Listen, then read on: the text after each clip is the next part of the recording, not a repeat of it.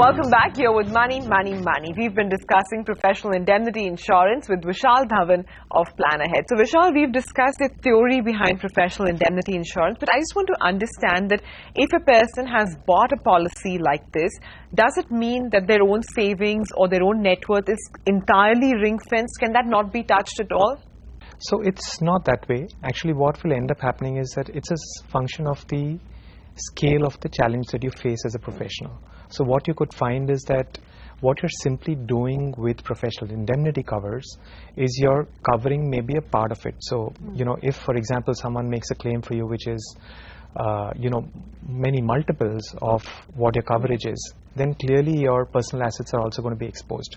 Okay. So we think this is a risk mitigant to a certain extent for your personal assets. But it really is a function of what's the size of the problem that you face. Okay, and I guess the same rule would then apply to your AOA, right? Or if you have a sublimit, and therefore if the claim exceeds your sublimit, it would not mean that the next sublimit would be opened up. Absolutely. So because that is a per accident limit. So, here the accident refers to that particular claim that is being made to you. So effectively, that's where it's so important to understand what's the kind of risks that you run as a business or as a profession or as a professional to actually get your limits correctly done. So we constantly tell people that don't go by default with what someone else is just doing. Just think through saying that, okay, so typically people who come into my kind of practice, what's the profile of such people? What is it that they are likely to believe is fair compensation in case they feel or believe they have been wronged? And then go ahead and set these limits up.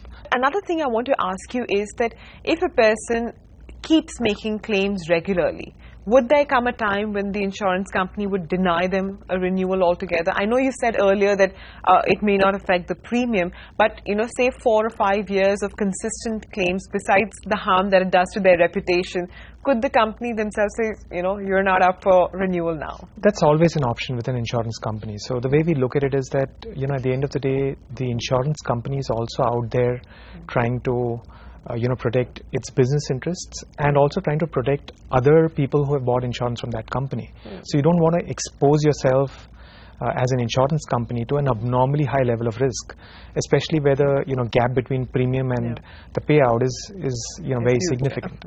So the way we look at it is that's always a risk that runs. In our view, and there's not a lot of public data that we've seen around this. A lot of this is just kind of coming into India. There isn't enough of a test that has happened saying, all of this works perfectly. But I think it's the way, again, health insurance is in our country, where, a lot of people are skeptical saying that, should I be just creating my own corpus or should I be, paying a premium to an insurance company because I don't know necessarily whether I'll get a claim. So we think that all of this will evolve. Professions will evolve, professionals will evolve and say that, we understand this risk and we're willing to mitigate it. And I think you'll see a lot of insurers also start to bring in much better and superior products. And just one final question, Vishal. I was also reading that there's something called the director and the officer liability insurance. Is that something similar to this? How different is it? I mean, what is it? So what happens is the professional indemnity typically is covering a particular set of professionals. And the director and officer liability is typically used by companies. So for example, we're in the startup world today where there are so many startups getting launched every day. And a lot of people who are setting up these companies are very young entrepreneurs, maybe their first exposure to actually running a business, very, very keen to do things quickly.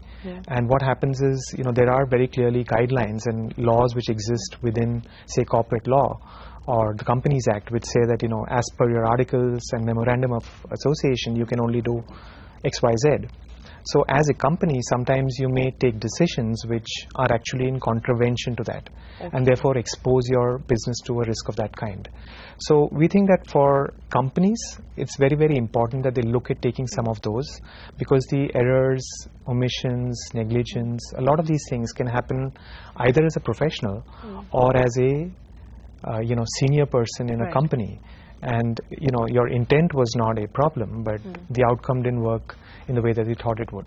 Okay, so that makes sense actually. Vishal, thanks very much for making us aware of all the nitty-gritties of professional indemnity insurance, and we hope that you'll be back soon and we'll talk about lots more. Thanks very much at the moment for joining me. All right, so it's time now for another quick break. We hope you enjoyed this segment, but when we come back, we're going to actually recap the best of our insurance series. You'll want to stay tuned for that.